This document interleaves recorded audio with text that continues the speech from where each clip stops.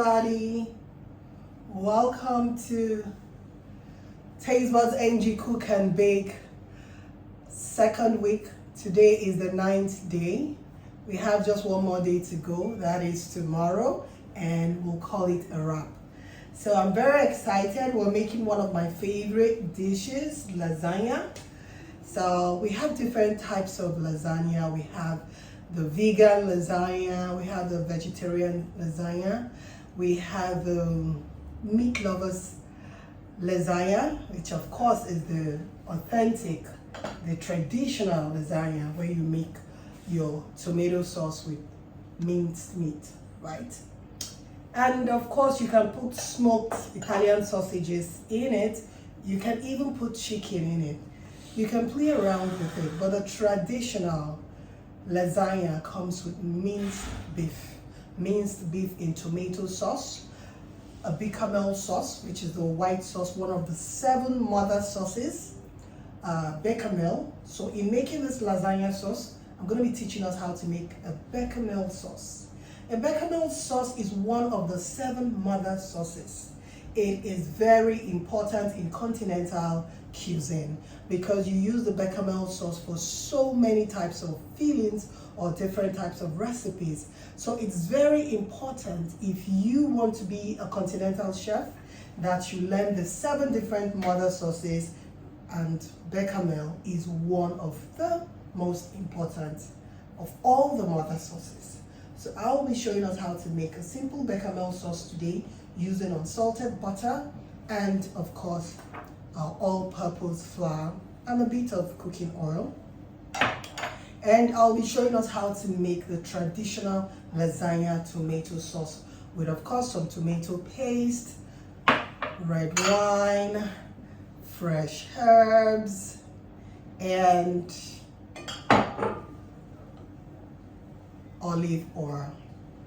So once your sauce is ready, your tomato minced meat sauce is ready, your bechamel sauce is ready, your grated cheese is ready, you're on your way to layering your lasagna sheets. So here I have lasagna sheets, which I'm going to be showing us how to layer them when the time comes. I'm working with 2 different types of cheeses today. I'm working with mozzarella block and I'm working with Parmesan cheese. I love to use fresh mozzarella pearls in making my lasagna when I'm not in the country. But when I'm in Nigeria, it is difficult to get fresh mozzarella pearls, so I just use my mozzarella block, which will still give us a fantastic lasagna dish. So let me show you what lasagna sheets look like. This is lasagna sheets made in Italy. We have different companies making different types of lasagna sheets, but I like to work with very good quality lasagna sheets. That way it's easy for you to layer and then it gives you a good rise. Remember, when you're making a lasagna, at the end of the day, when you bite into your finished lasagna dish, the texture should be al dente.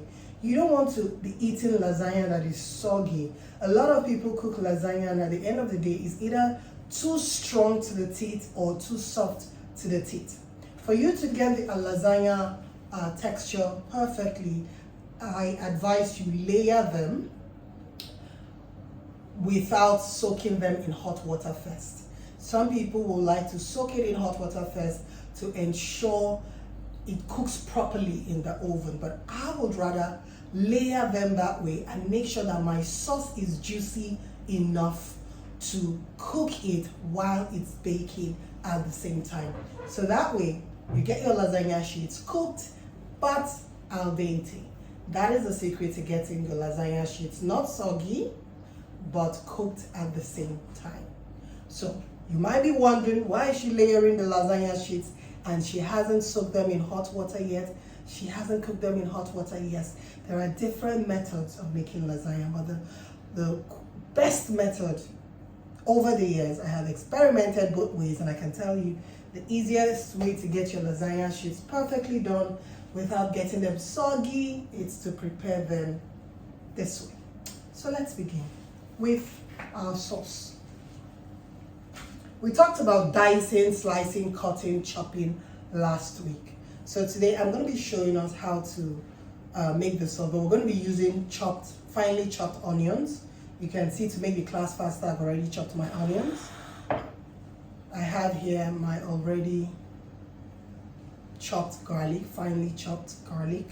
So I'm going to be starting the sauce by pan-searing the stew in my sauce pot.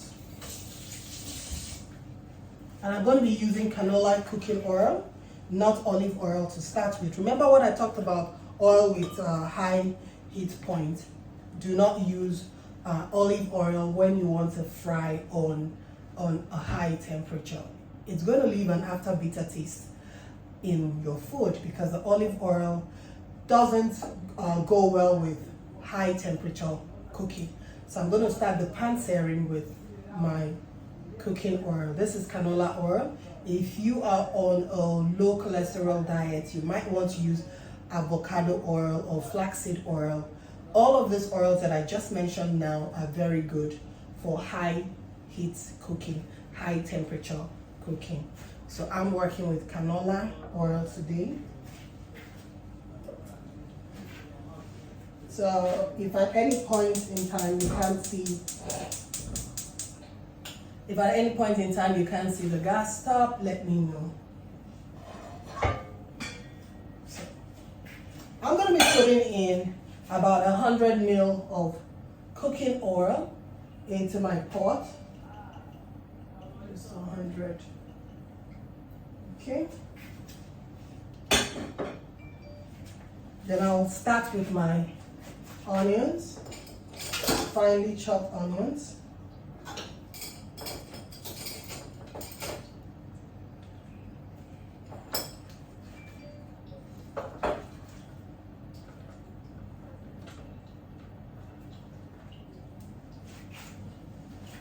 So my oil is in the pot, and then I'm going to be putting in my nicely chopped onions.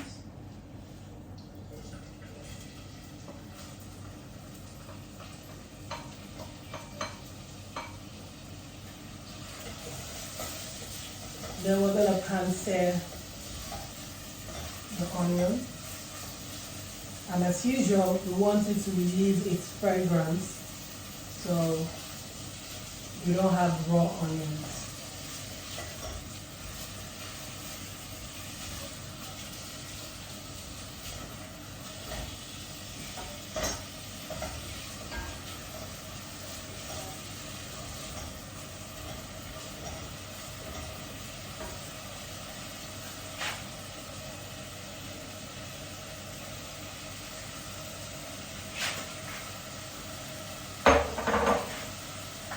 So while that is pan searing, I'm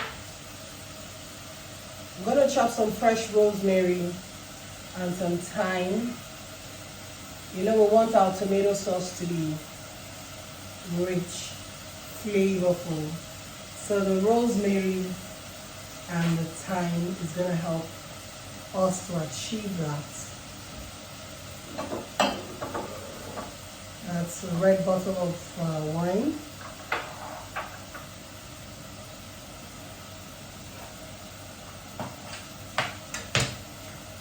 So keep your eye on your onion, you want to pan sear.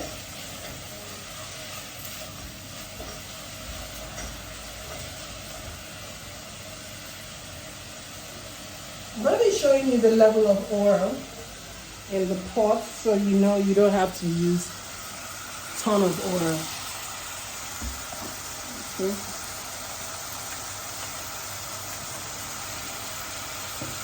So that's what it looks like. Plus 100 ml of oil.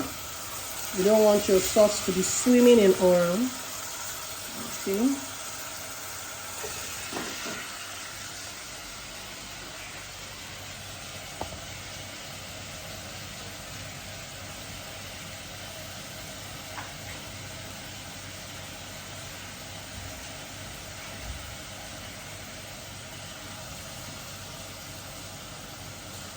So this is what it looks like.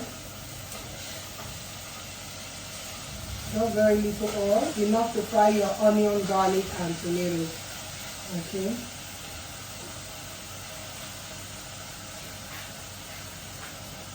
So it's time to chop our herbs.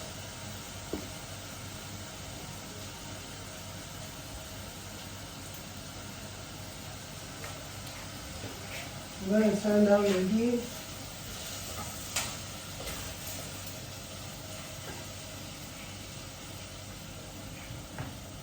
To buy some time to chop fresh rosemary and fresh thyme. If you do not have fresh, please put dried. There's no problem. You're still going to have a very delicious sauce. Okay.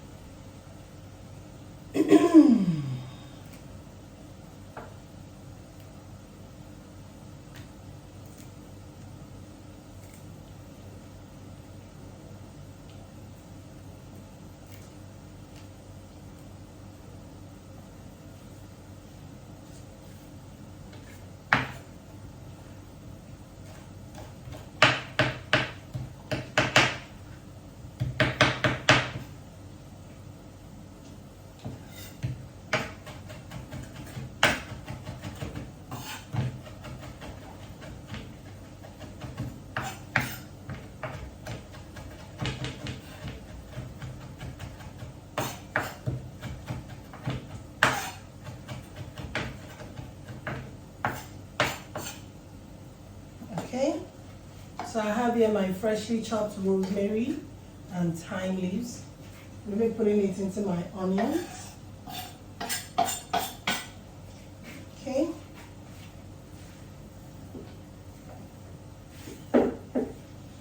Time to put in my chopped garlic and my tin tomatoes.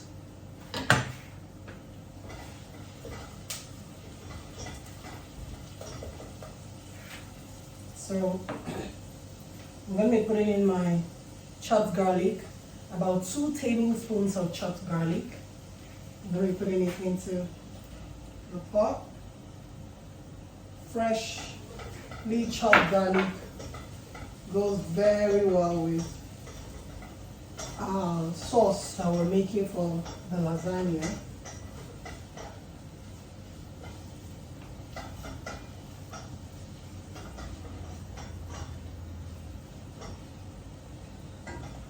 Turn up the heat.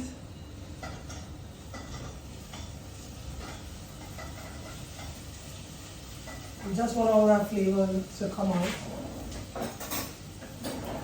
Time to put in your salt. I'm going to be putting it starting with a teaspoon of salt.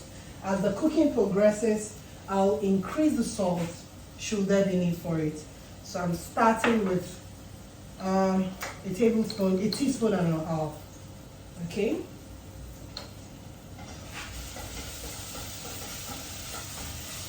If you feel your oil is drying out, you can top it up with 50 ml of cooking oil, not so much.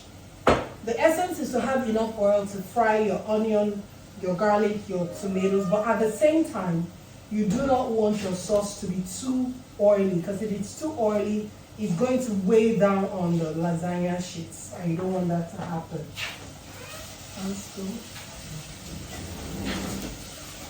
Have they been able to print that stuff for you? Huh? Huh?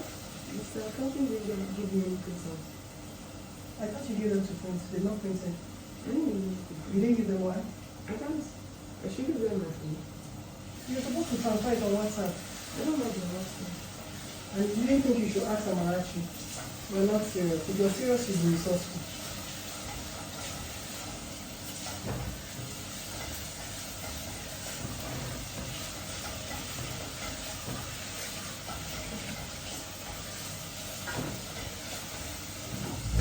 Now, there is no seasoning cube in this recipe, okay?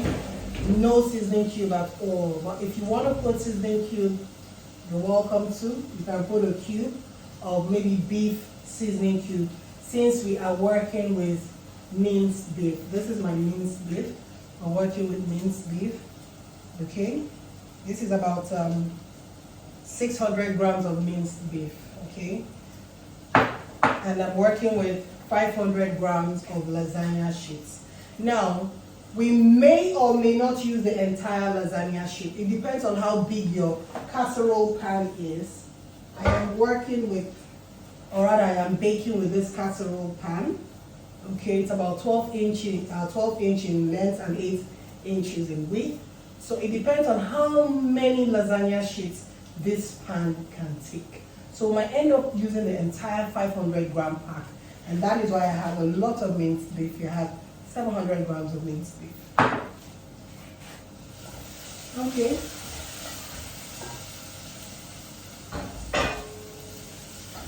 So, time to put in our tin tomatoes. I have here about 300 grams of tin tomato paste. I'm going to be putting it into my onion.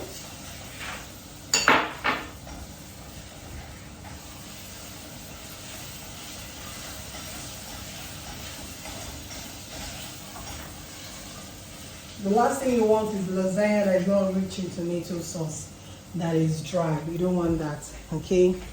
So I'm gonna turn down the heat. This is what it looks like.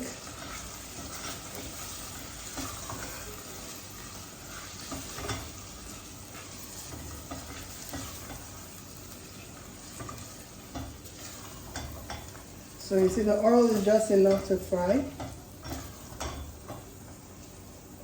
So we're gonna fry it for a bit, just maybe 5 minutes to remove the tart taste of the tomato paste, just for a few minutes, and then we'll pour in our red wine, our beef stock and everything, and the minced meat. So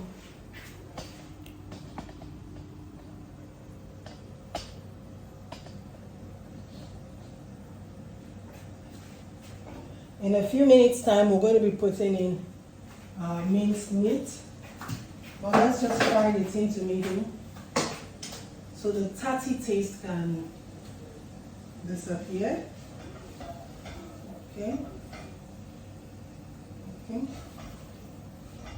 So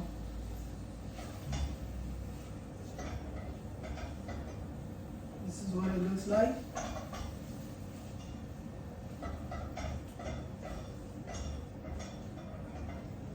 So you can do this frying in a pot. You can also do it in your frying pan.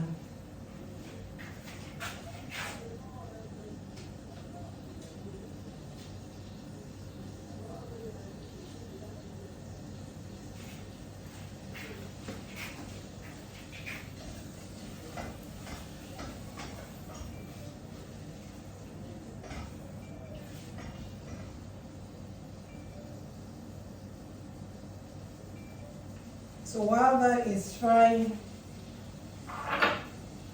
we're gonna get ready to add our minced meat. Now I'm gonna be chopping everything that I want to use in layering my lasagna sheets. I want to use some fresh tomatoes because I love to layer with a bit of fresh tomatoes. It brings out the tomato taste when combined with olive oil. You're going to watch me do that. And I like to sprinkle some fresh parsley while I'm layering alongside my cheese. So I'm going to be slicing everything that I will be using in layering and just get it ready here.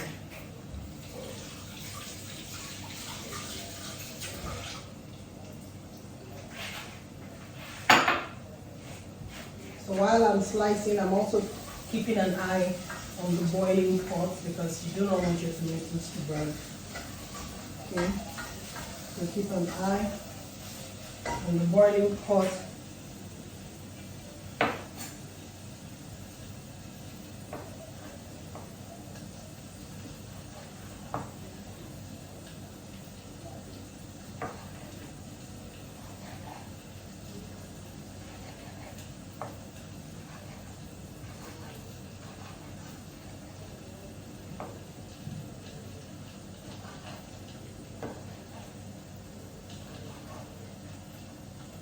All this is going to make my lasagna juicy.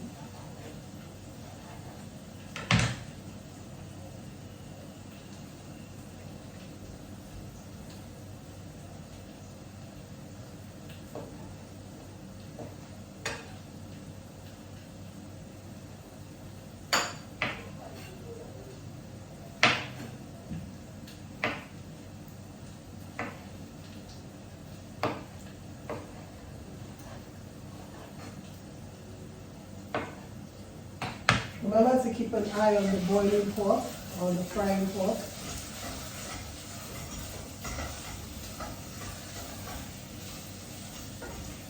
So it's time to put in our mincemeat.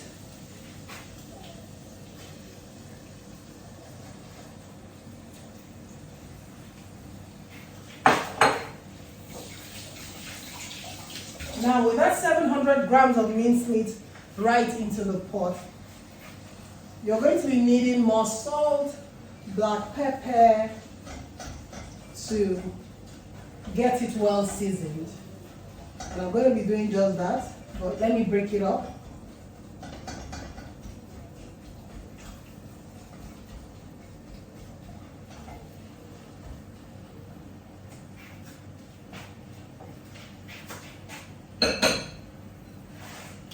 I forgot to mention here that I have some beef stock. I have some beef stock here, which is going to help to sweeten the sauce at the end of the day. And the beef stock has salt and a bit of seasoning. So I'm going to go easy with the salt and black pepper. I'm going to be generous with the crumbs. I'm going to be putting in a lot of crumbs. Black pepper is very nice in this recipe. I'm going to be putting in a lot of black pepper here.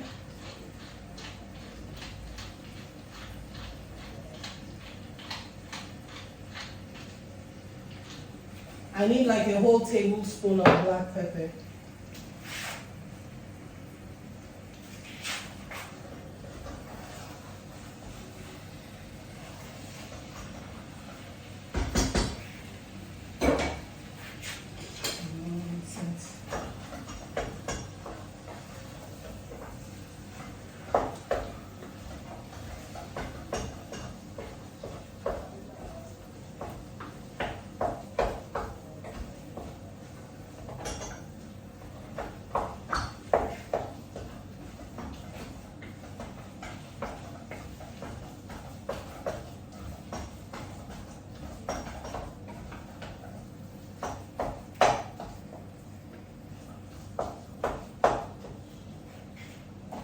Now, if you feel your tomato sauce is not enough, feel free to put more tomato sauce.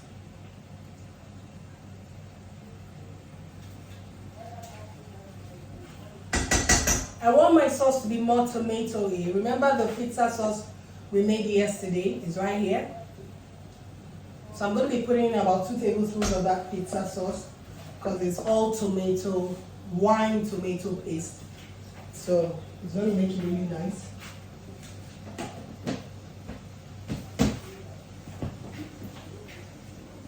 I like my lasagna moist with rich tomato sauce, lots of mincemeat, olive oil, and cheese. So I'm trying to ensure that my sauce is rich. Rich in tomatoes, rich in meat, rich in fresh herbs.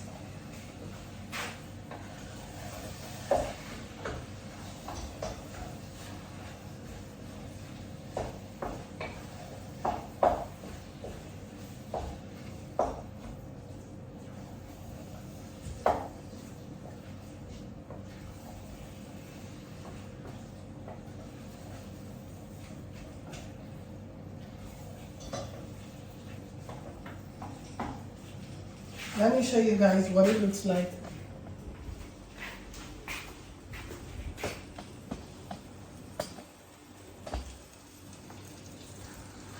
Okay. Yes.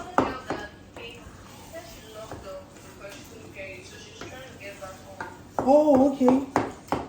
Let me quickly bring her on.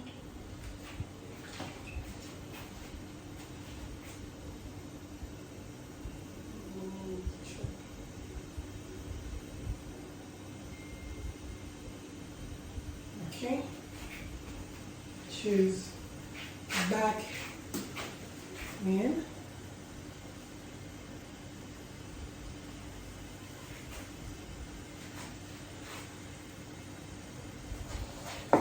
Okay. This is my mincemeat and the tomatoes.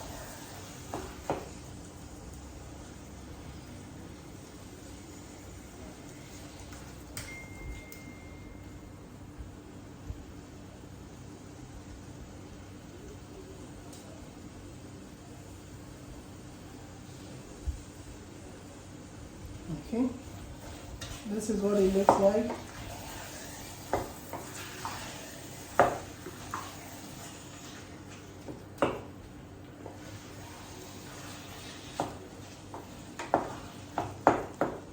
So now I'm going to pour in my beef stock, red wine, and more herbs to make this sauce really delicious. And then we're going to watch it boil down, and then it's ready. So let me pop open the wine. I'm going to pop open the wine. What is that final part?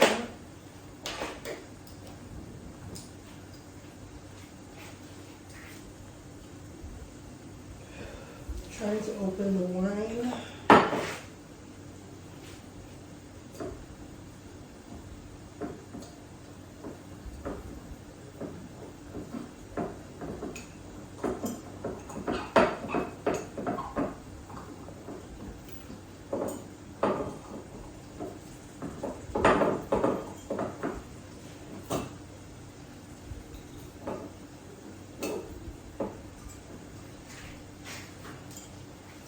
So I have here my red wine.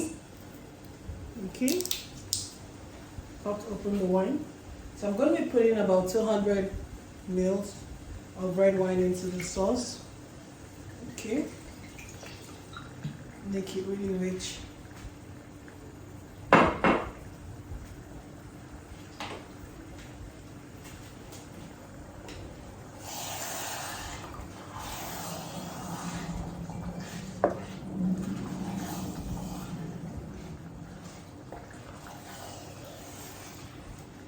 And to allow it to boil out.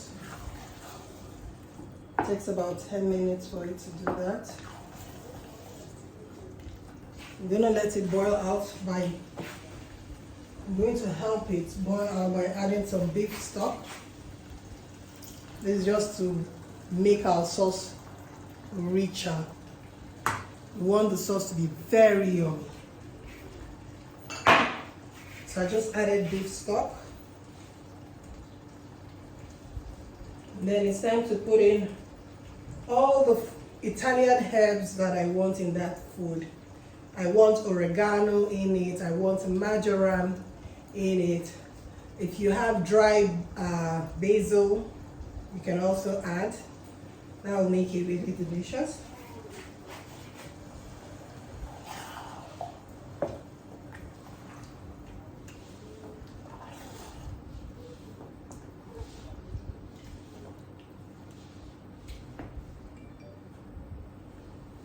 This sauce is to die for.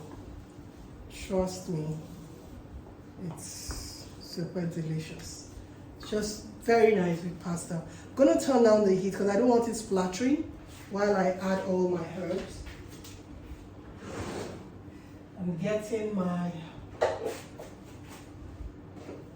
marjoram, dried parsley, and basil.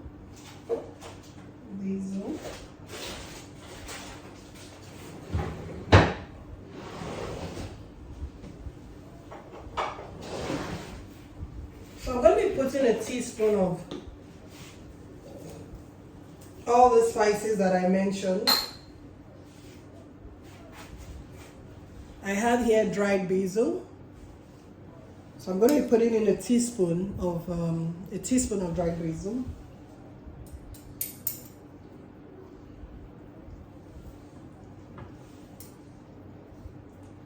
Teaspoon and a half of dried basil. Dried parsley. A teaspoon and a half. Marjoram,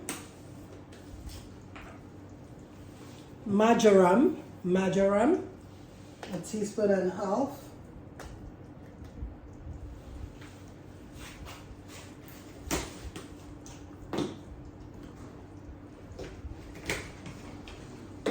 And of course my oregano.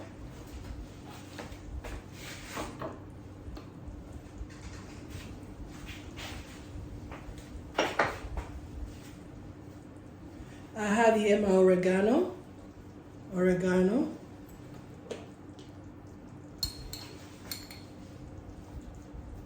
Teaspoon and a half.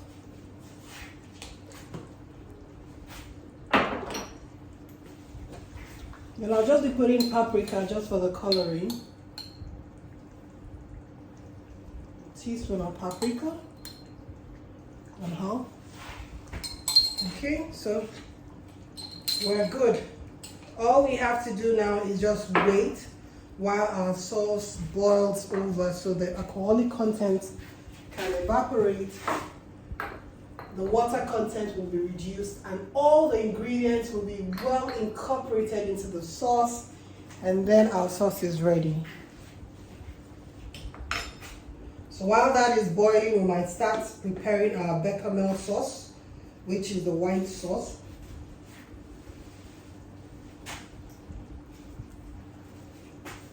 So I'm going to be covering it in the next few minutes so it can boil properly.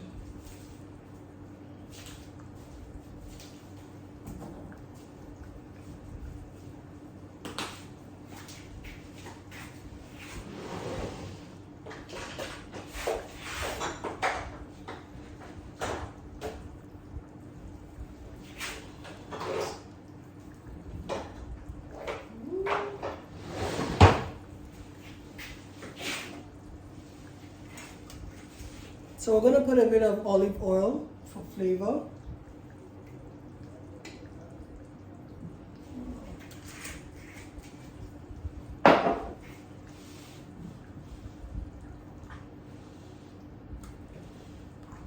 Rich tomato sauce.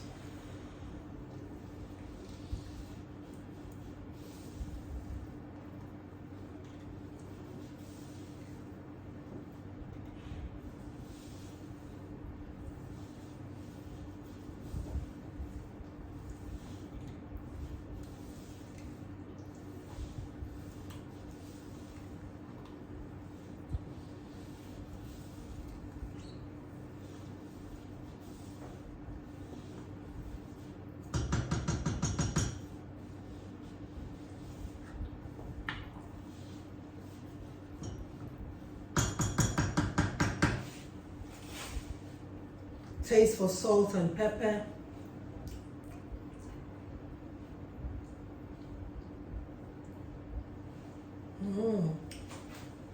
Tastes really nice, but I need more pepper.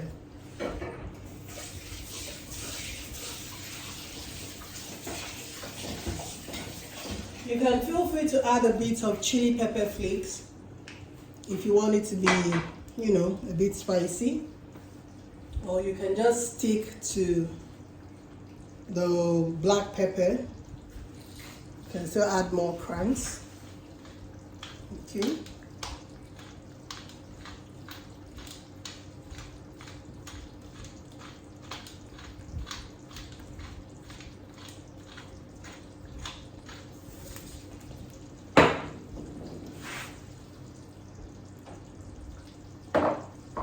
I'm going to be putting a bit of pepper flakes in this.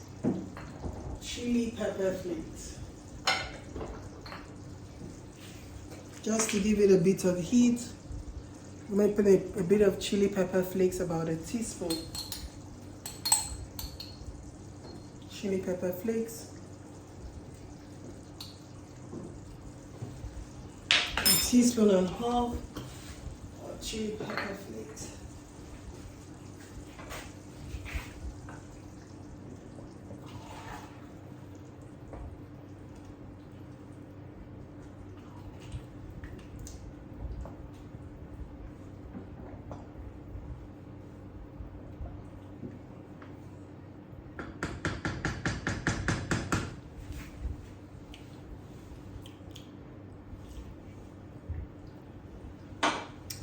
That's more like it.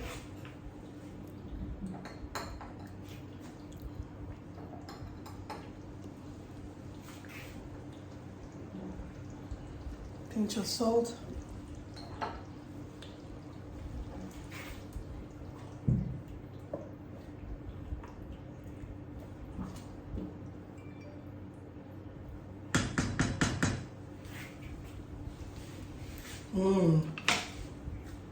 Okay, time to cover it up so it can bubble. Sauce is ready. Time to prepare our bechamel sauce.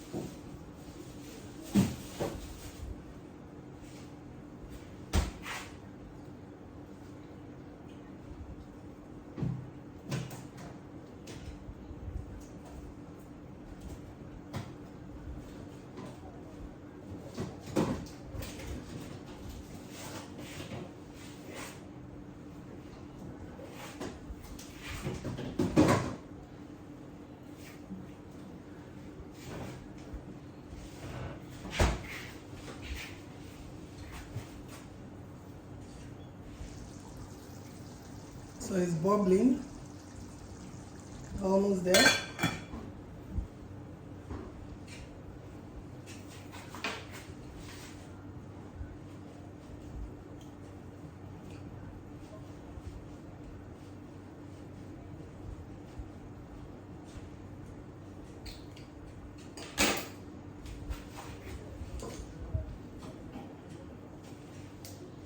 Please, ma, I have a question.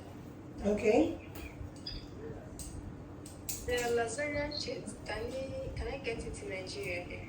Yes, you can get it in any good supermarket. Any good supermarket. You can try Spar, you can try Ebano, you can try ShopRite. Any supermarket you know stocks foreign foods, imported foods, they will sell it. Okay? Anyone at all.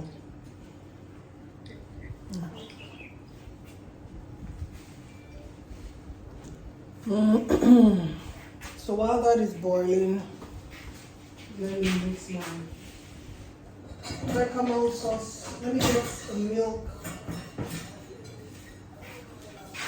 milk pan. This is a milk pan. We're going to be using this milk pan.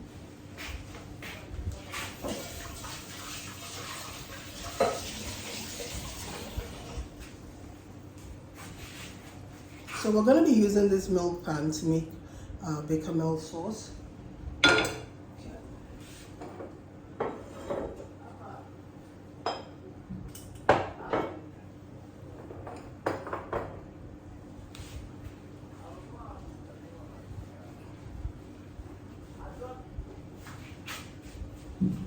we're going to be using milk. We're going to be using milk, unsalted butter. I always like to use unsalted butter when cooking because I like to be in control of my salt and pepper. So unsalted butter, milk, and all-purpose flour. Okay, so that's how you make your white sauce. Now I'm going to be putting in a liter of milk.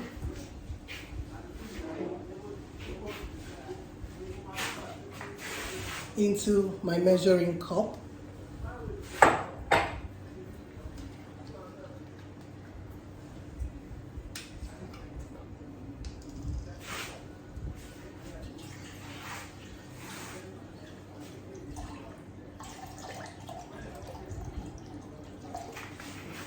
So we're going to be putting in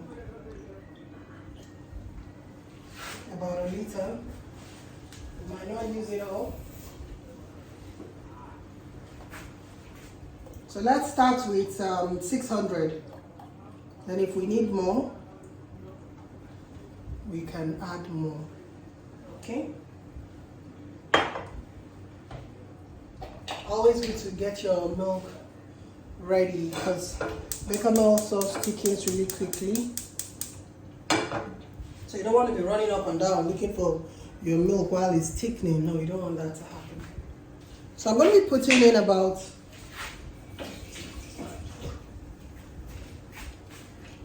I'm going to be putting in about 80 grams of butter. Okay, I'll slice about 80 grams. This is about 140. So I'm going to be doing about 80 grams into that pot, allowing it to melt gently.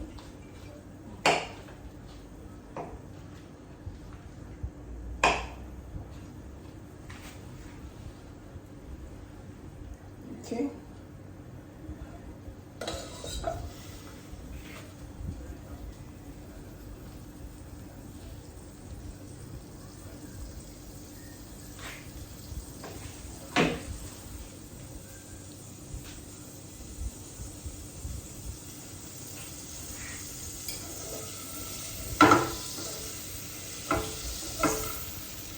So this is about 80 grams.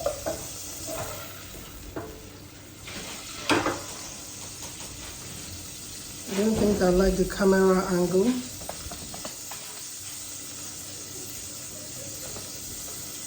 Wow, this is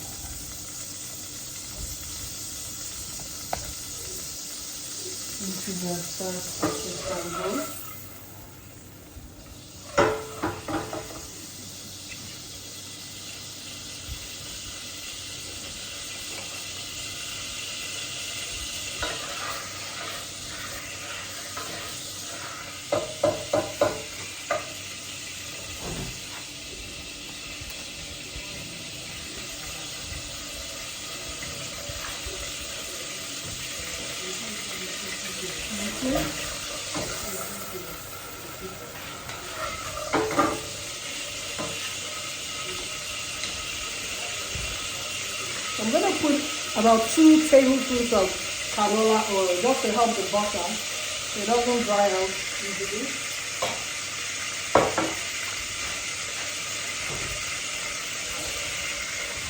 So it is time to pour in my corn flour.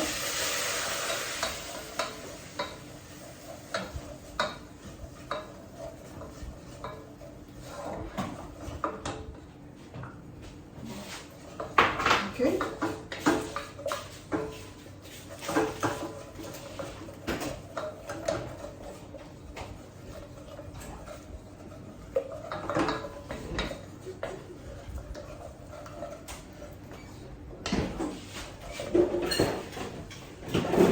Can you all see my corn flour?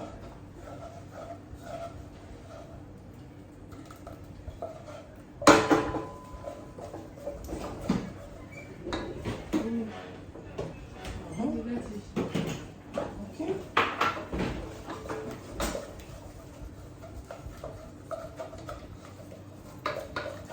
So it is time to start adding in your milk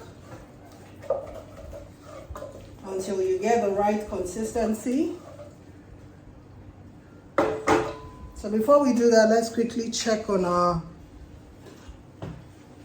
tomato sauce.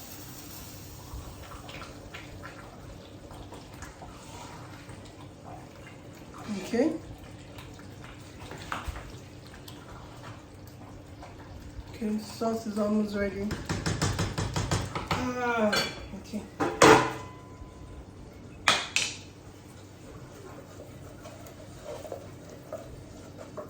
Now I want you to take note of the fire that I'm working with. The temperature, I can see it's very low. I put my gas mark on 1. That's the lowest. It's time to start pouring in your milk.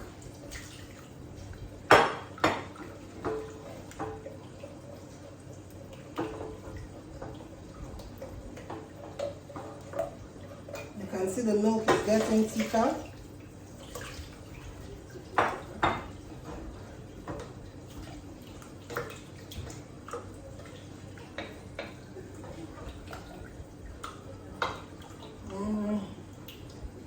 You keep mixing.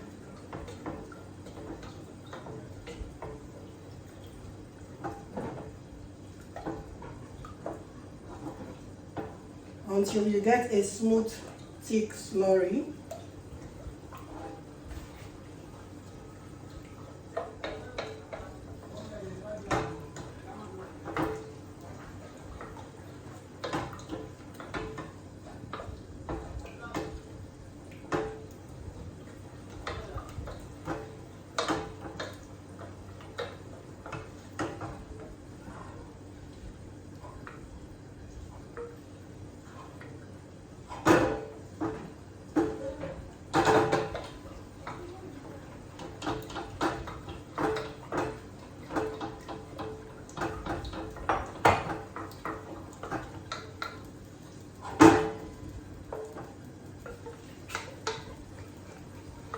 So we're trying to get a thick slurry, like a thick paste, okay?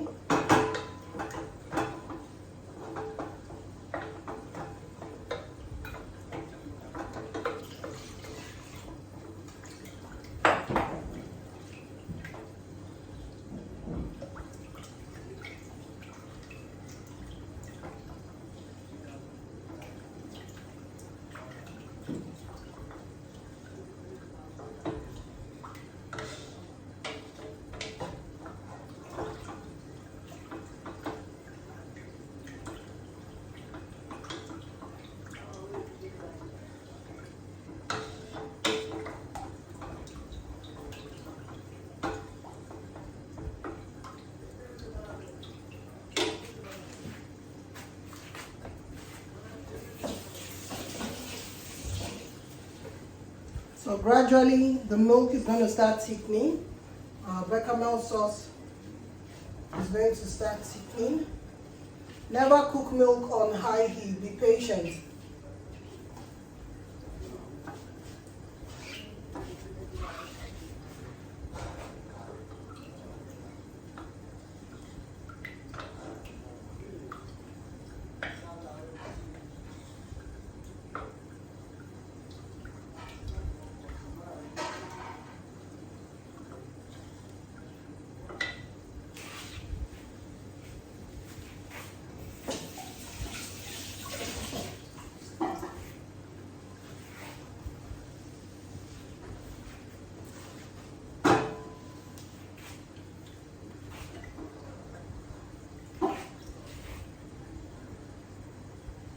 So you keep stirring until it thickens.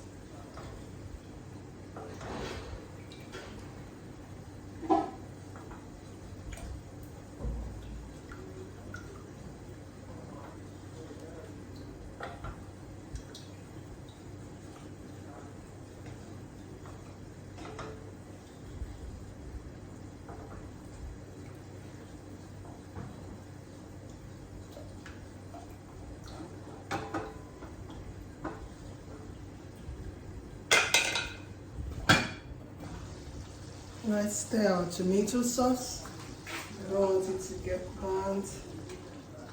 Okay, that's looking good. Chunky pieces of meat. in the tomato sauce. Okay, almost there. So we're waiting for our milk sauce to boil over, the bechamel. We're waiting for it to boil.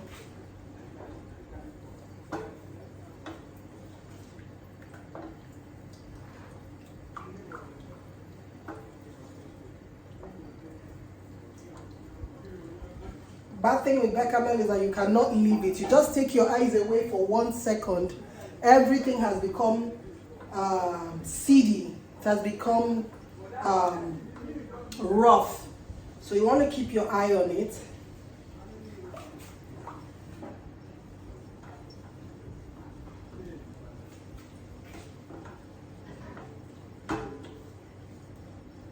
You want to have it as smooth as possible.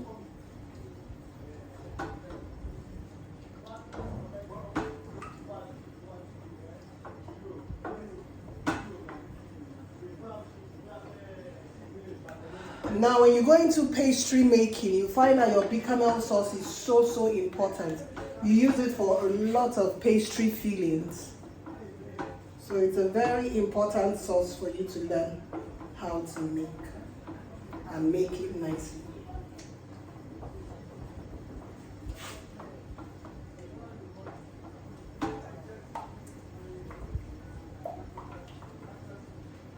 You can see it's getting thicker.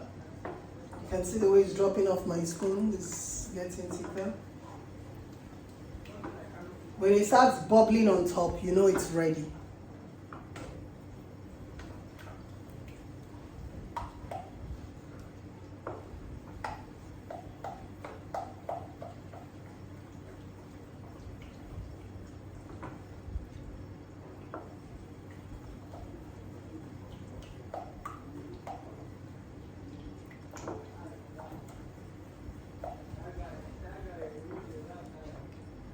Any moment from now, it should start bubbling.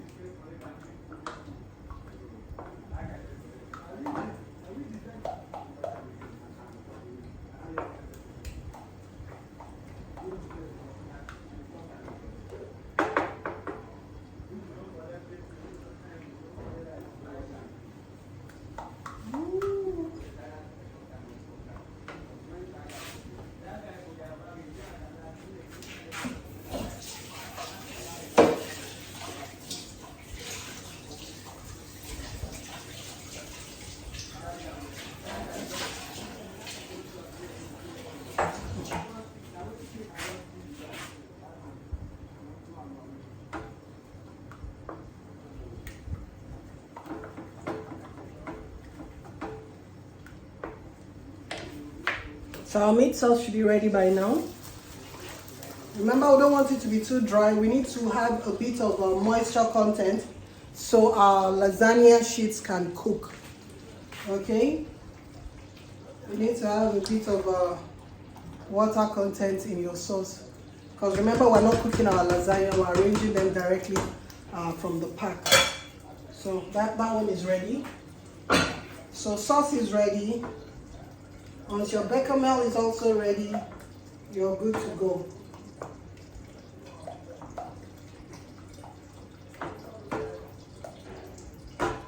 So we just want to see the first pop on top of this, like a bubble. Once it just pops up, we know it's cooked.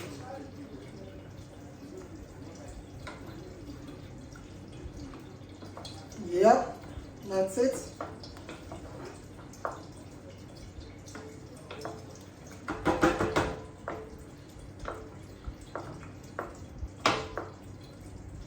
So I think it's ready.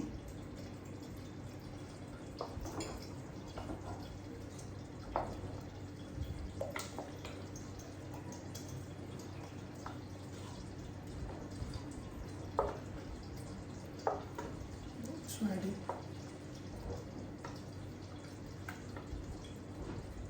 Now it's time to add your salt to taste. We're going to be putting in a bit of salt, black pepper, and nutmeg. Okay? If your bechamel is too thick, you can always put in a bit of milk to lighten it up.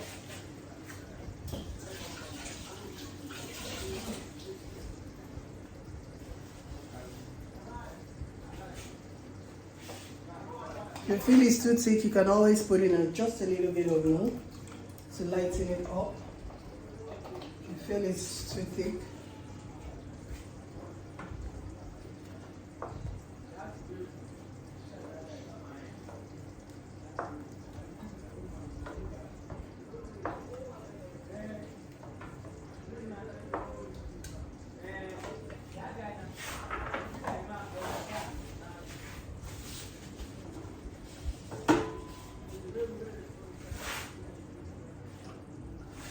So I'm turning up the heat.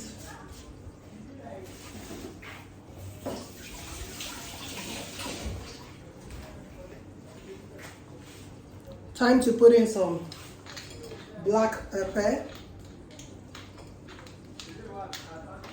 salt,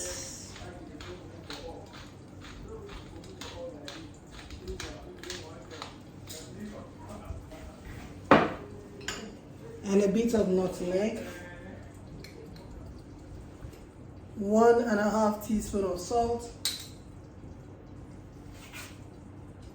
You want it to be well salted, if not, it's going to rub off on the deliciousness of your sauce. By the time you put everything in your pasta, your lasagna sheets, you don't want the sauce to be so bland that it takes away all the flavor, all the seasoning in the tomato sauce.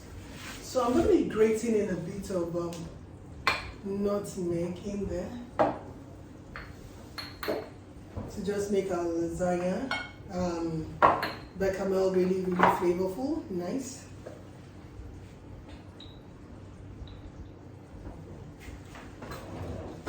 A touch of nutmeg in your bechamel brings out all that deliciousness of a bechamel sauce. So this is a seed of nutmeg. I'm just going to grate it in here.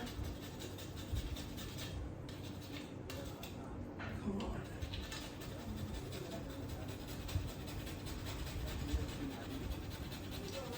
Just a dash of nutmeg, nothing too much.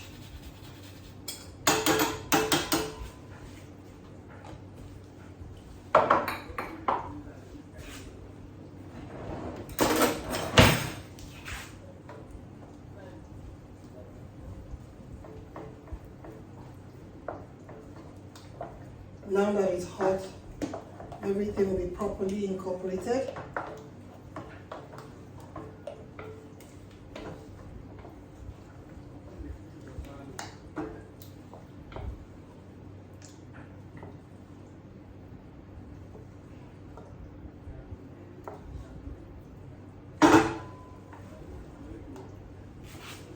It's too thick.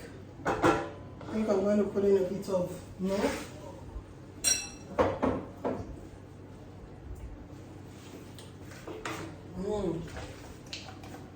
That's nice.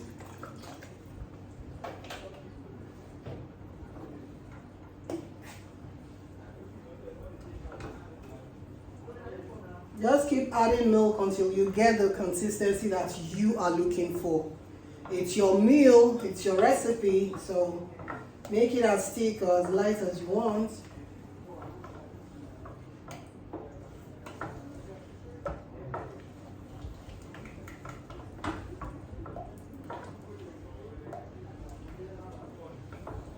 Yeah, I want it to drop. I want it to drop like this. I like it this way.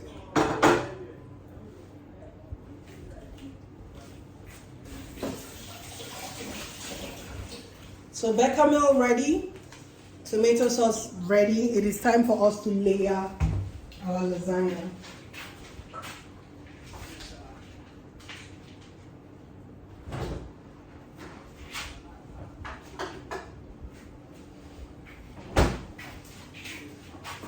So I'm taking the cameras back and we can start layering.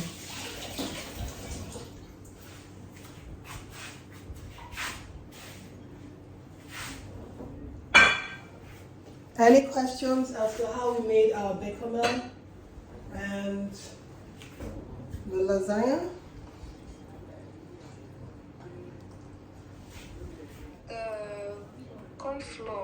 actually know the difference between corn flour and cornstarch. Can I substitute one for another? Corn flour is the same thing as corn flour. Corn flour is the same thing as cornstarch. Some people call it corn flour, some call it corn flour, but it's the same thing. Okay? It's the same. Do you understand? Hello, are you there? Yes. Yes, thank you. Yeah, some recipes will call it corn flour, some will call it cornstarch, but it's the same thing. So our tomato sauce is ready and the bechamel is ready. So we're all set to start layering. So I'm going to be moving the camera over so we can start layering.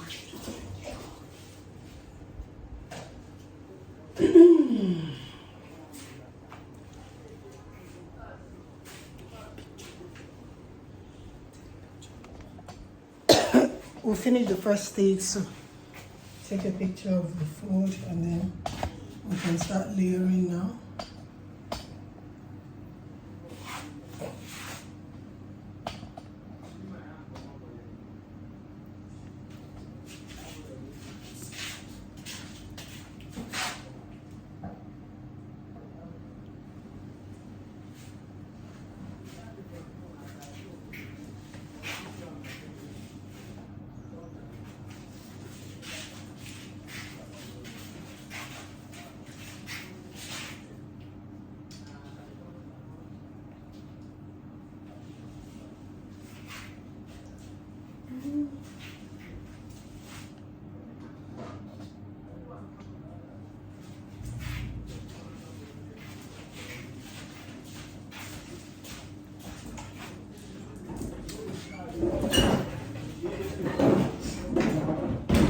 So before we start layering, let me finish with my chopped tomatoes and grated cheese.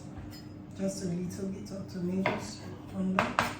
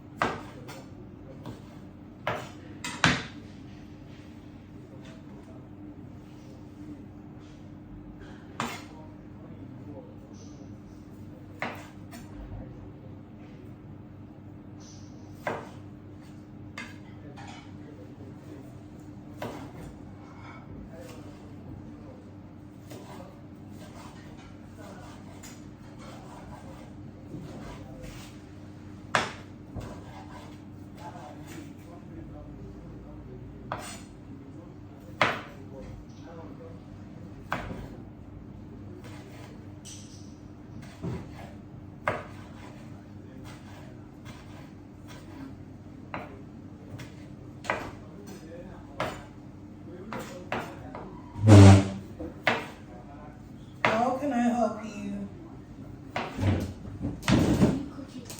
Yes, lasagna. You can't wait to have some, right?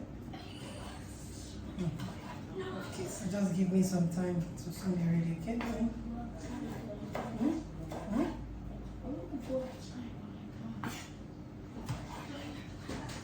Shut this off.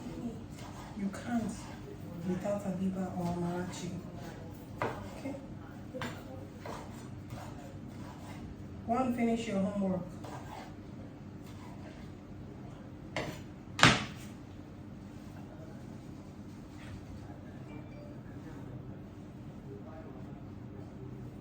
So tomatoes is ready.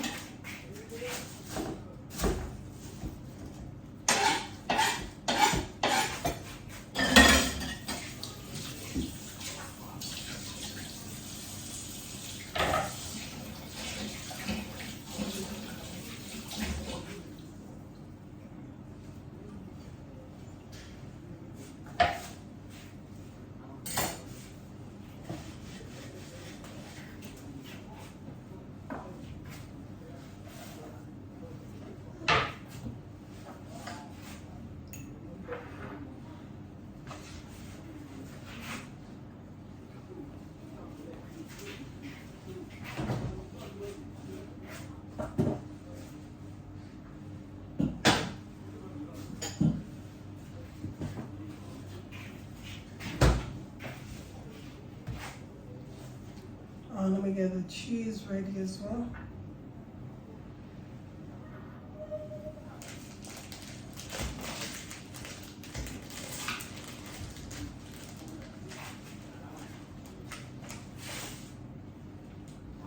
So we're working with mozzarella cheese and parmesan today.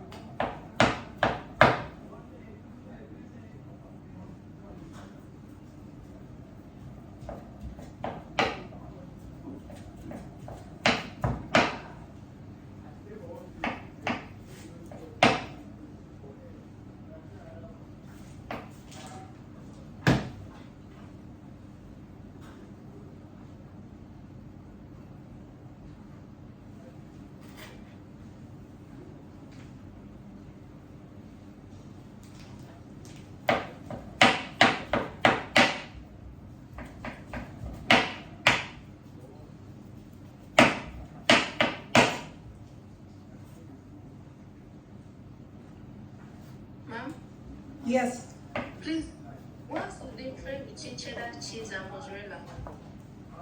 it's different. It's just like saying egusi seed and ogbono. It's just different, you know. We have different types of goats, different types of cheeses made from different types of animal fat.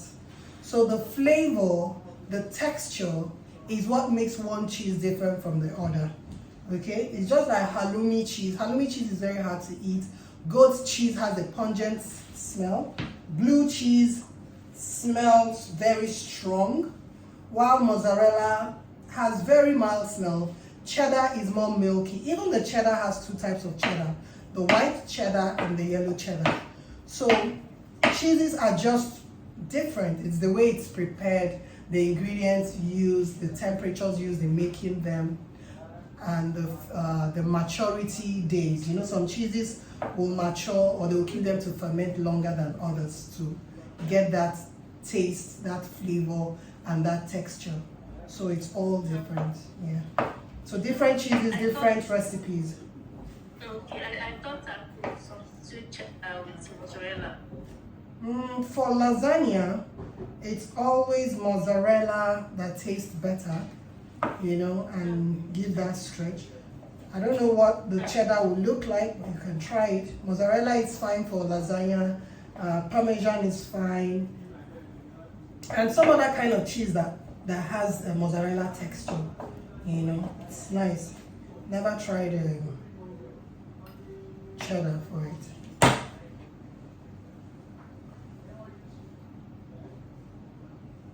Okay, Okay, thank you. you're welcome.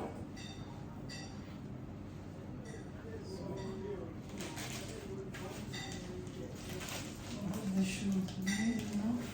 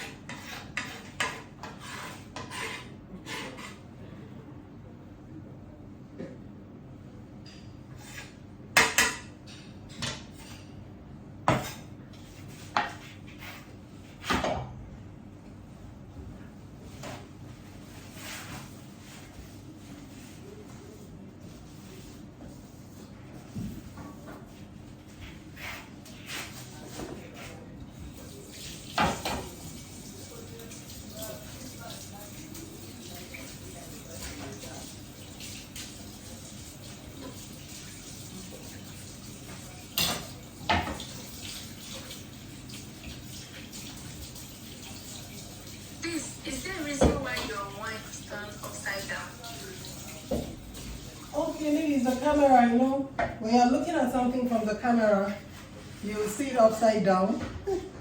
From here, it's not looking. Okay, you mean this one? Yes, yes. Okay, it's just a wine rack. That's the way it's designed to hold the bottles in so it doesn't break. Okay. There are holes in it. So I'm going to be slicing more of the parsley for the garnish.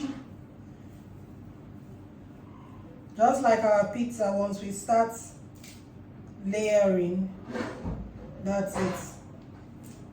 It's done. Don't waste too much time.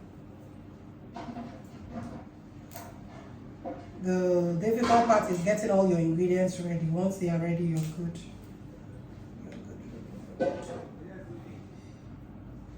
If your parsley sticks are fresh, you can chop them in.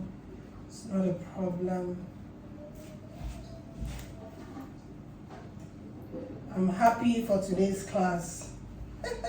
I get to eat lasagna. I've not made lasagna in almost 3 months because I've been lazy. So today I get to eat one of my favorite meals anyway. If you're having your favorite on this one. Nah, today is the day.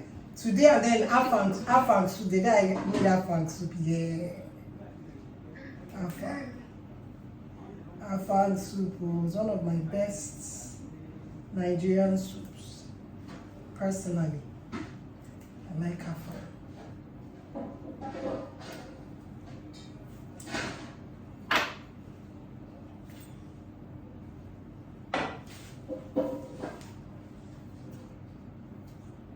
I wish you could test through camera. I know. I know the feeling, you know.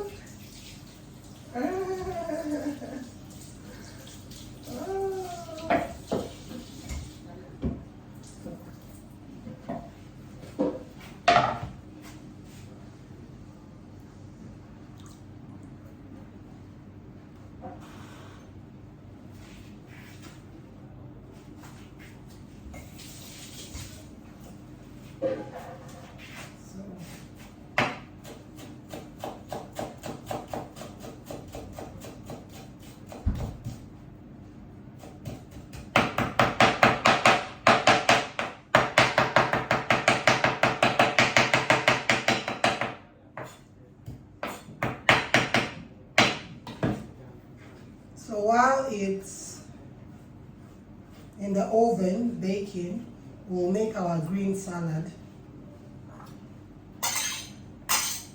When I'm preparing my dishes, I always like there to be a balance of carbs and veggies. It's not compulsory anyway, but if you're having lasagna for dinner, like you're inviting friends and you're having lasagna for dinner, it's always good to have a green salad, a bowl of green salad on the side, because it's not everyone that would like to eat that much carbs.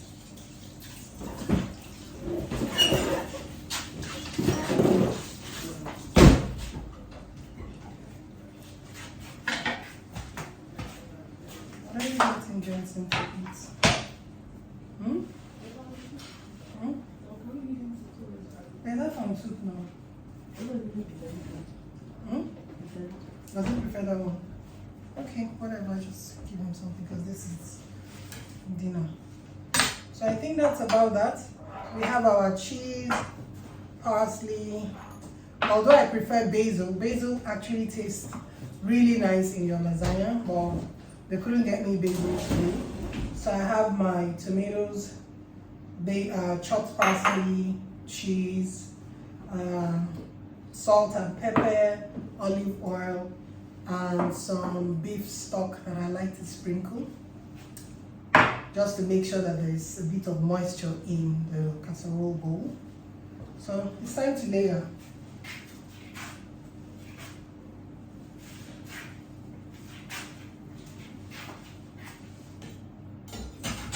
Then I have my grater, because I'll be grating my Parmesan cheese on top at the end of everything. So let me put it in so I keep an eye on it and remember to do just that.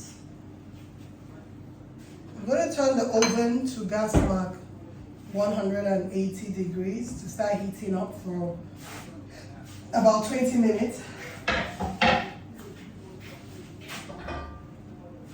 I'm working with this casserole pan. It's a cast iron casserole pan. Now, whatever pan you want to use for your lasagna, whether you want to use a foil tray, you want to use your cast iron pan, or you just want to use any pan, ensure you oil your pan properly. You want to oil your pan properly. You don't want your lasagna sticking around your pan. So oil properly.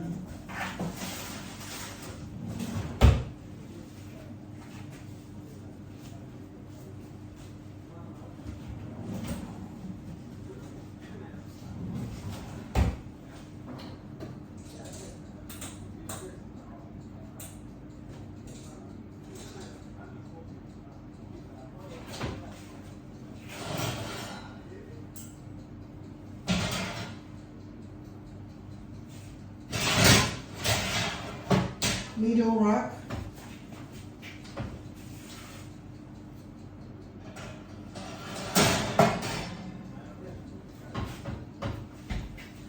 Let it start heating up.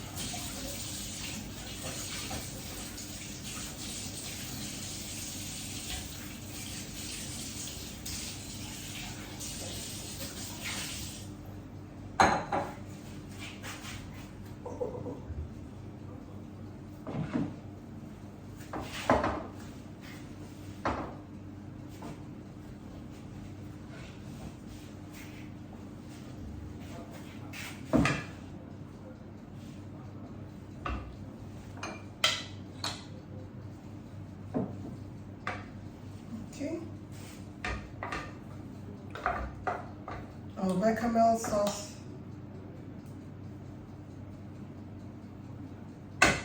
And the tomato sauce is there. So oil. I'm going to use olive oil.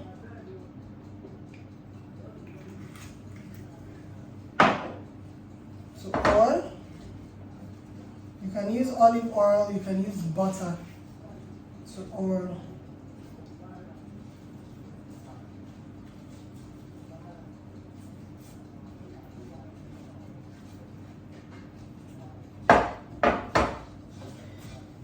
Most of the time I prefer butter because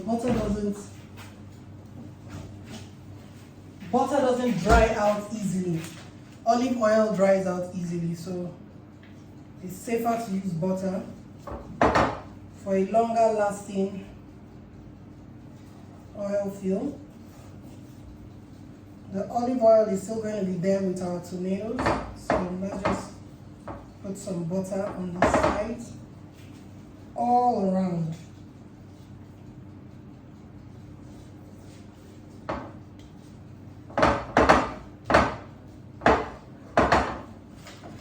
Okay.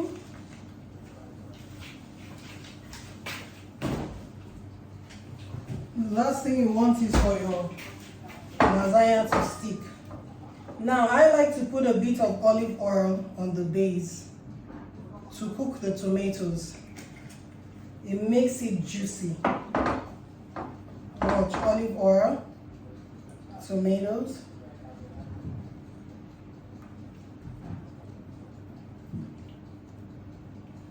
This is going to make it moist all through. You will never have a dry lasagna.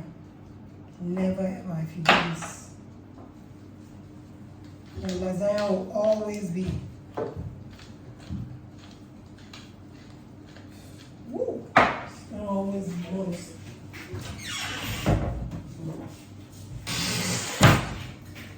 I like to use a bit of sea salt for that briny taste.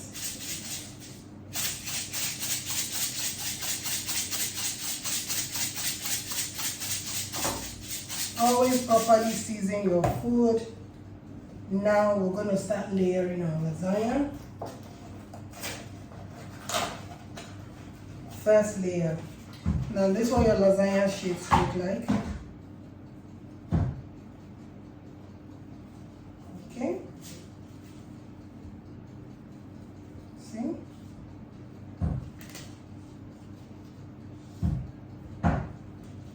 This is what your lasagna sheets look like. So you can rinse them in water.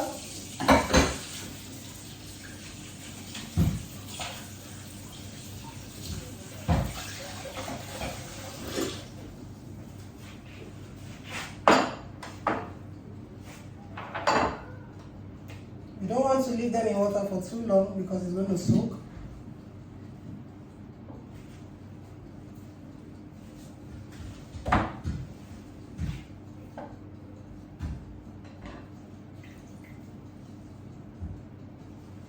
First layer.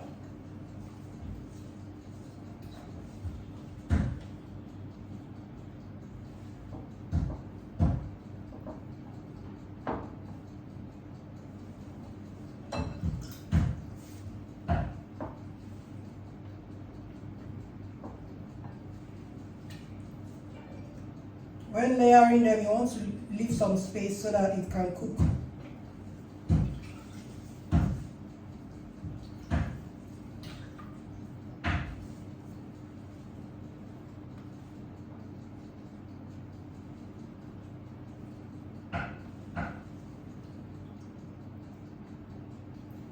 Now, the reason why I'm doing this is because it's not necessary. You're not supposed to rinse it in water if you don't want to. But the reason why I'm doing this is because I just found out that the lasagna, it's a bit dusty. You know, sometimes when you keep your lasagna sheets, after a while, it starts breaking inside and starts having some dust.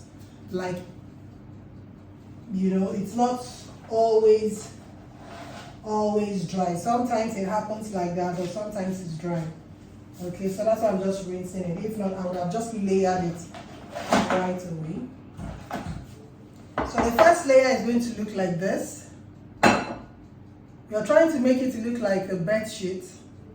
So the first layer is going to be straight. Oops, I can't bend it down so I don't lose all my tomato arrangements.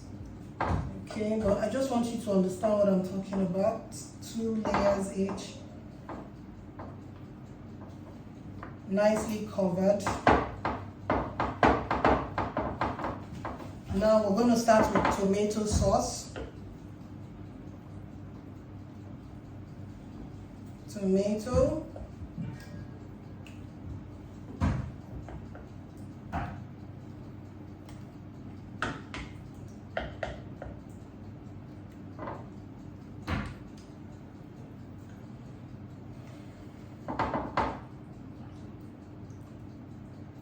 First layer is tomato. Second layer is going to be the white bechamel sauce. Third layer is going to be our cheese.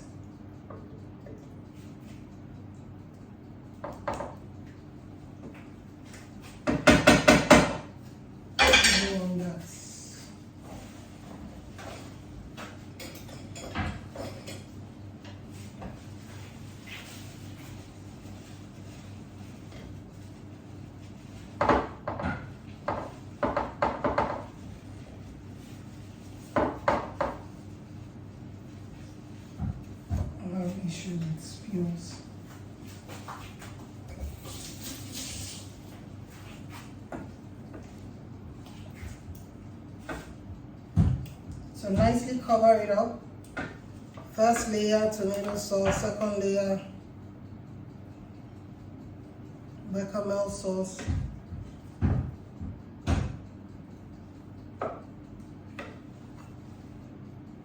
Let's do another layer of this. Press it in.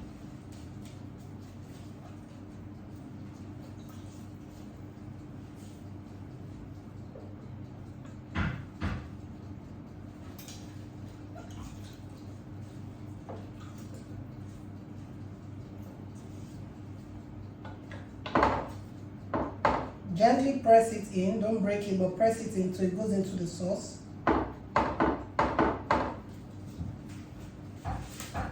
Oops. I don't like it when sheets break.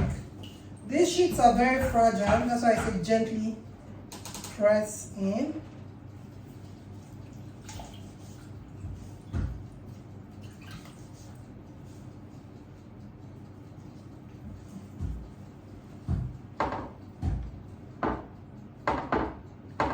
So now we're going to put in our bechamel sauce, second layer.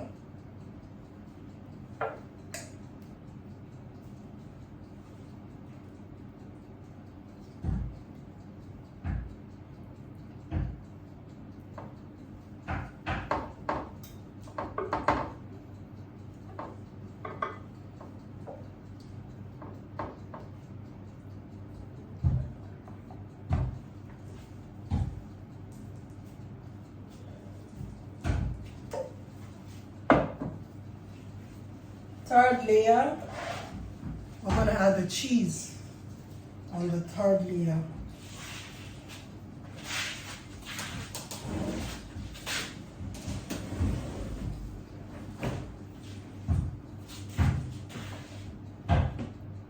Gently press it in so it can form a nice decent block.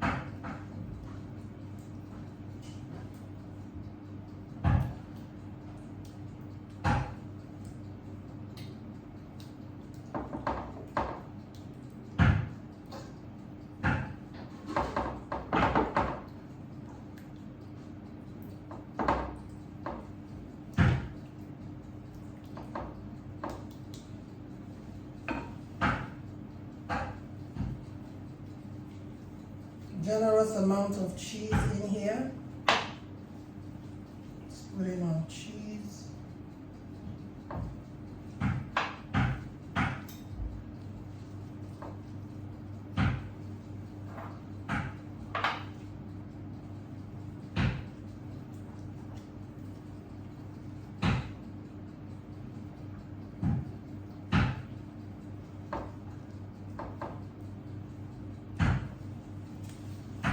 Another.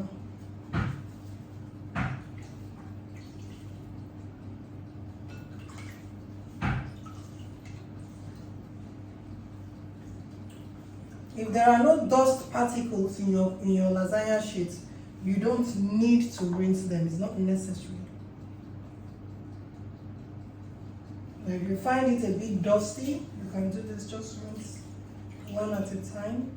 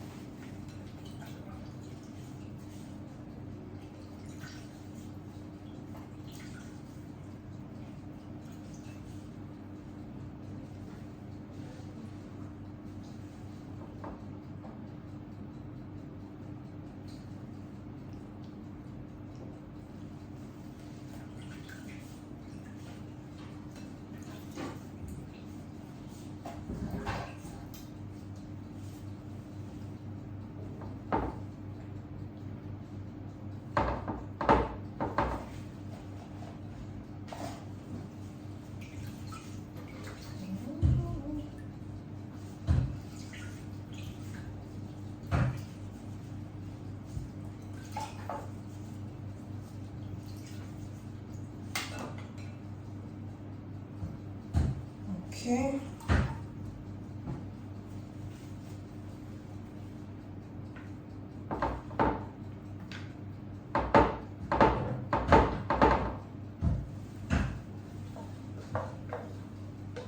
Bechamel sauce.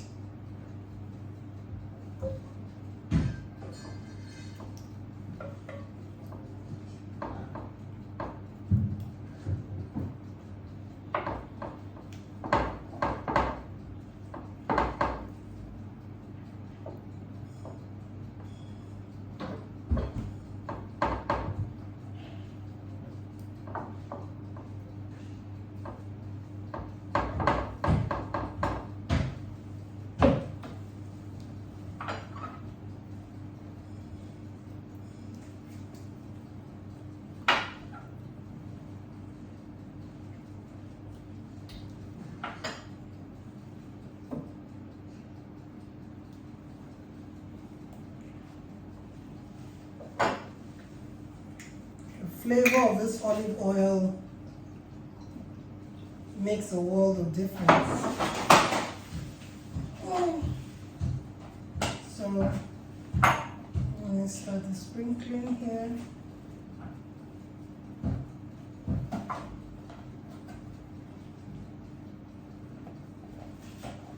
Okay.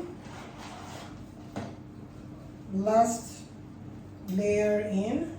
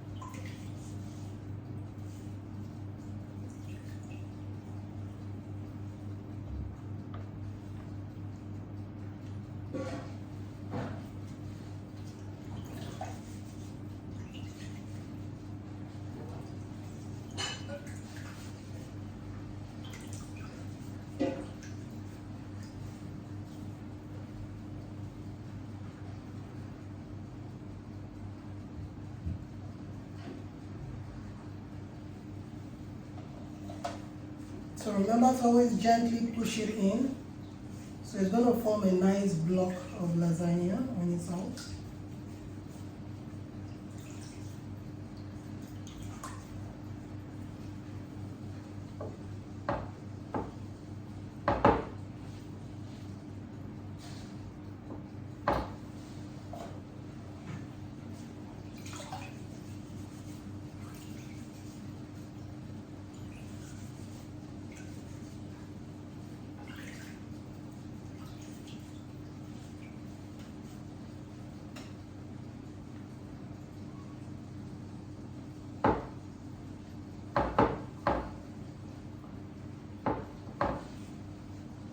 So last layer in some tomatoes, sauce, some cheese, a little of everything. Yeah, it's ready. A little bit of everything.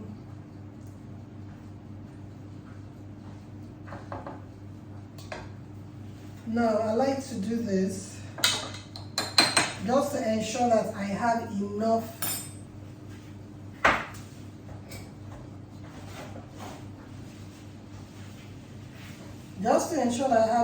of liquid content inside to cook the lasagna sheets. I like to do this. This is totally my invention. Over the years, I found out that this helps my lasagna to cook better. Just a tiny bit of beef stock. So just sip into it and ensure that the lasagna cooks really nicely. I don't want to have strong lasagna sheets, but at the same time, I don't want it to be soggy. So this is just going to sip in and ensure that our lasagna cooks well. Okay, so I'll top it up with the leftover cheeses.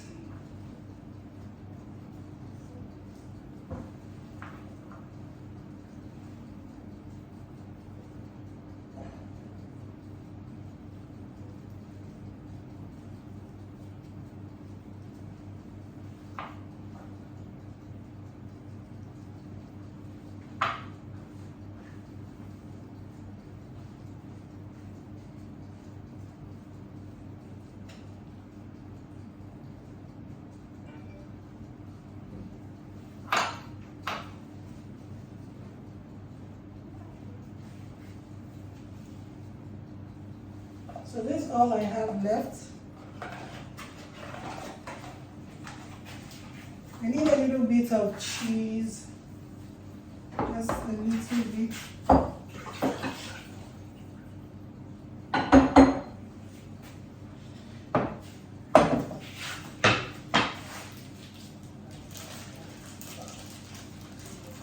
I need the top to be cheesy.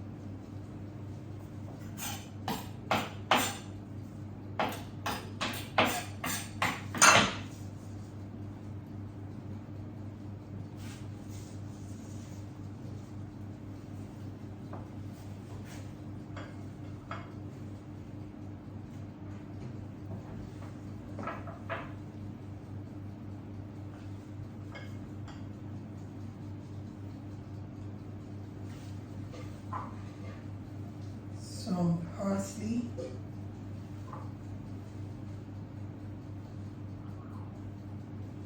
Okay.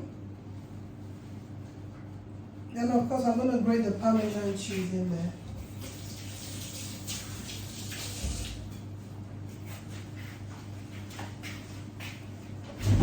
Amarachi.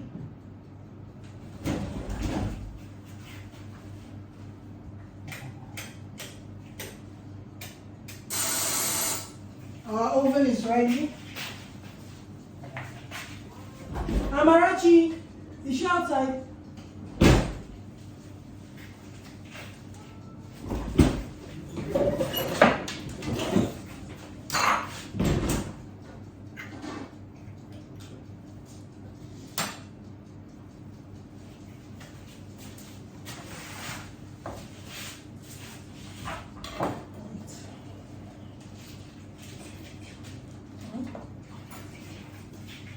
Yeah. So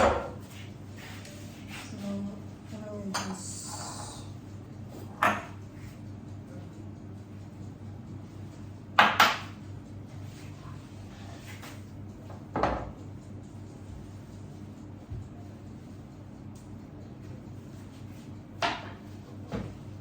so now this is the last step. I'm just going to grate the Parmesan cheese in. So that extra flavor.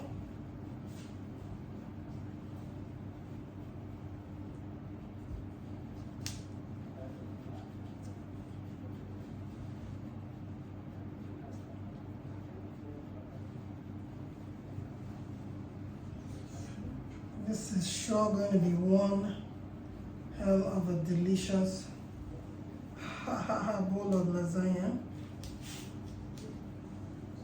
Okay.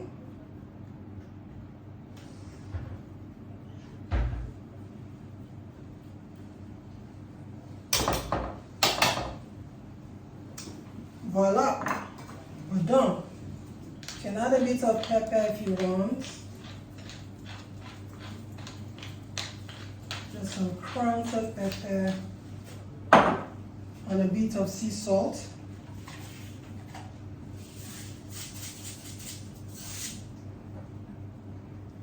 I always like to bite that salt in my cheese crust. Okay. So we're ready. So this is your bowl of lasagna. Oh, ready to be tossed into the oven to bake for about an hour. Okay. So I'm going to be wrapping it up. I'll be covering it with my foil. So it's going to bake for 1 hour. But I'm going to bake it for 45 minutes, and after the first 45 minutes, I'll be taking off the foil so the top can brown for the remainder 15 minutes.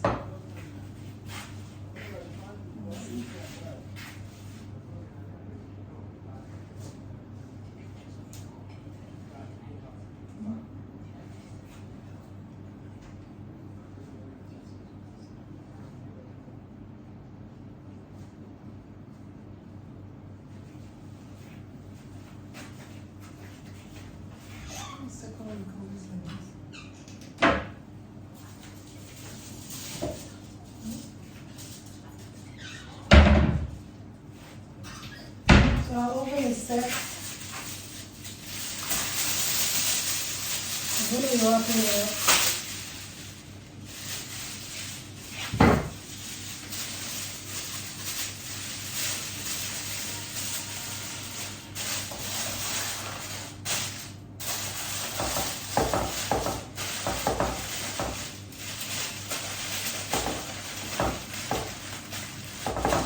So this is going to bake for the first 45 minutes. Then afterwards, we're going to check it out and take it off. So, let's see.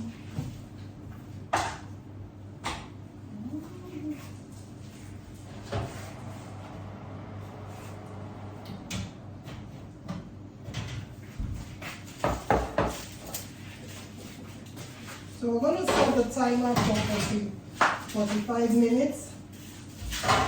After 45 minutes, we'll come.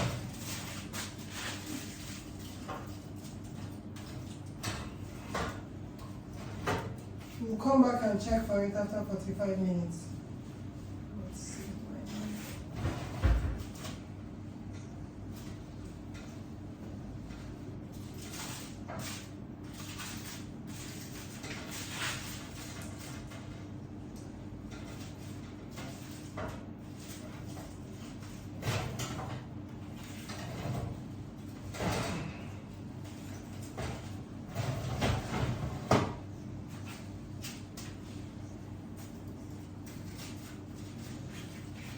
Okay, so that's it in the oven.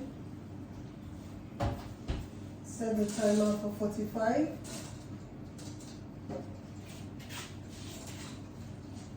So while all that is happening, we're going to prepare our green salad.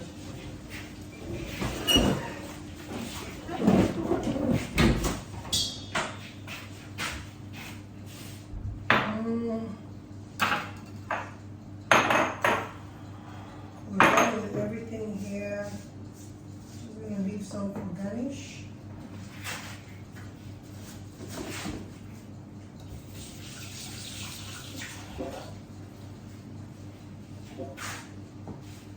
Sometimes your lasagna can bake for as long as 1 hour, 30 minutes. It depends on how big your casserole pan is, and then the type of oven you're working with. Some oven are actually stronger than others, so there is no specific time for it to cook. You just check, and when you feel it's cooked, you bring it out. But usually it will cook between 1 hour and 1 hour 30 minutes for most lasagna trees. Okay.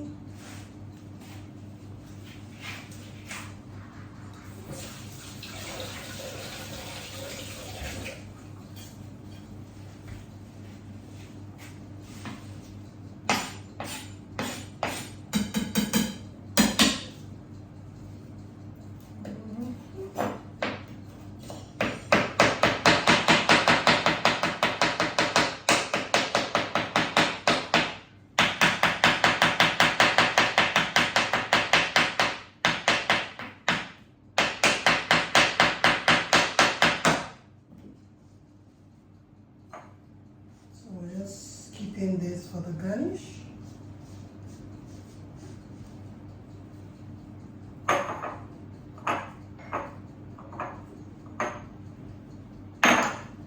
This, and the black pepper. Every other thing goes back to where it belongs. Oops. not so fast.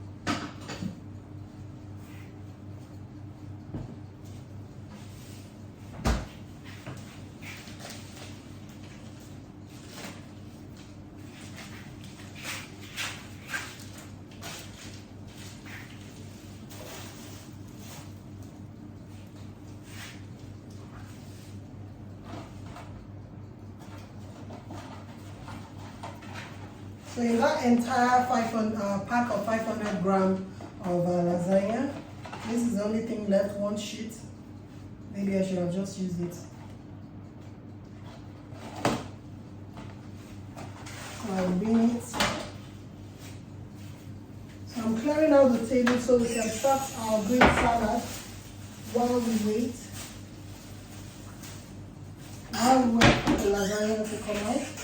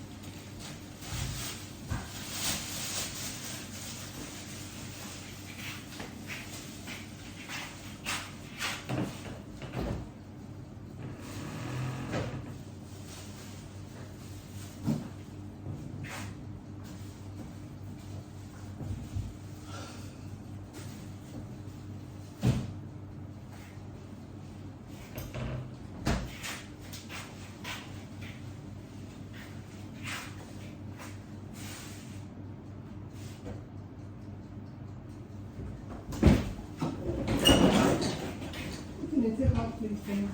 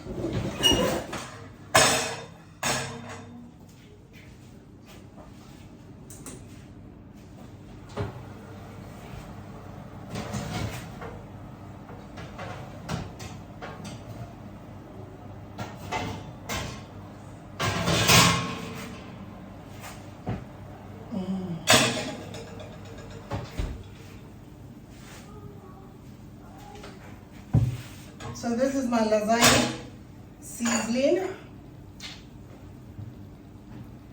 Amarachi. So I don't know if you can see it over there.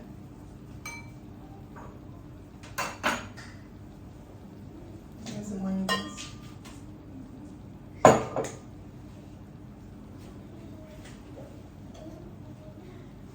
It's time for the test. Taste.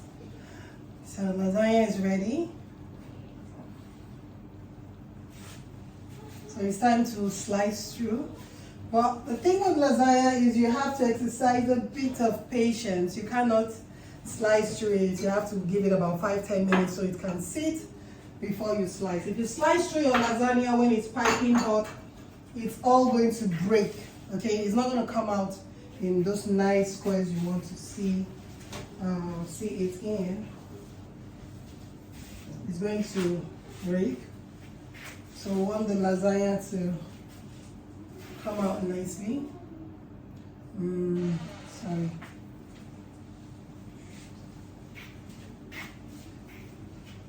Okay.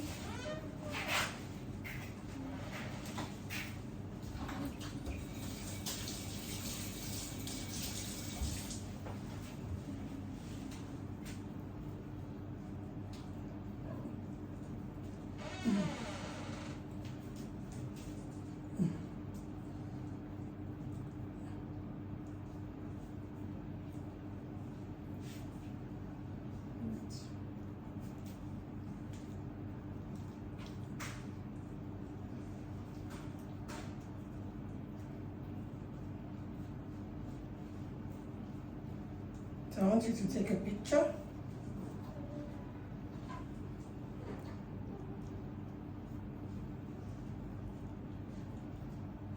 Yeah, take a picture now.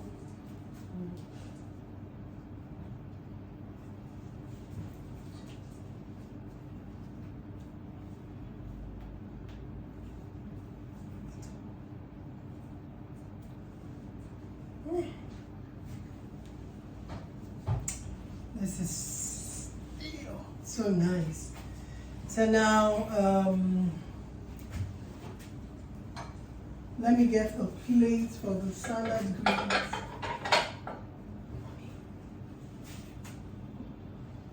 You keep getting this, please. Is it here or somewhere? I don't know. I used to block. Make a better shoot. Make a better.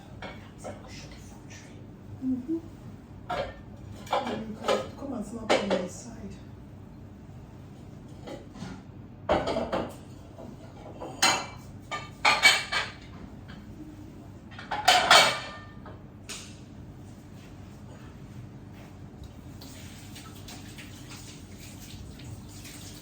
So I'm getting my plate ready to dish.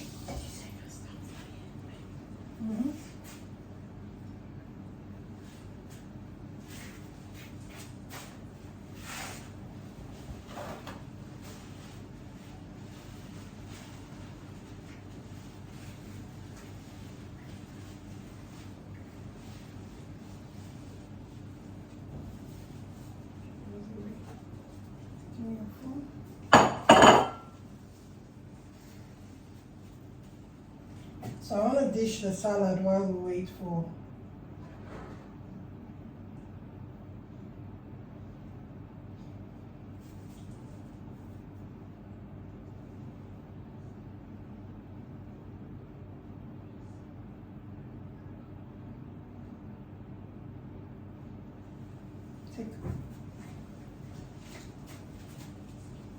So guys, we've come to the end of today's class. If you do have any questions, please ask.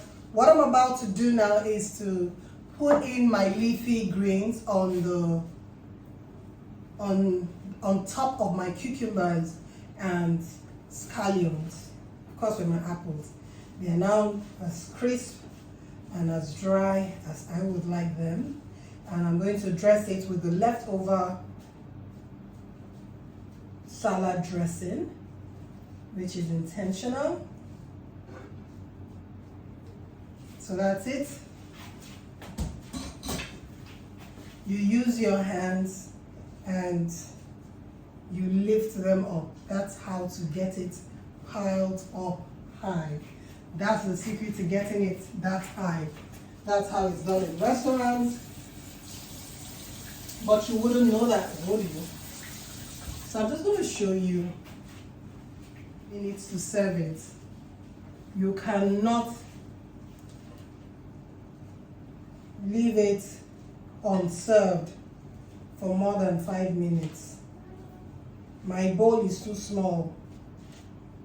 That's a mistake you shouldn't make when serving salad greens. You actually need to use your hand so it doesn't break. You don't want your baby lettuce to break. You see?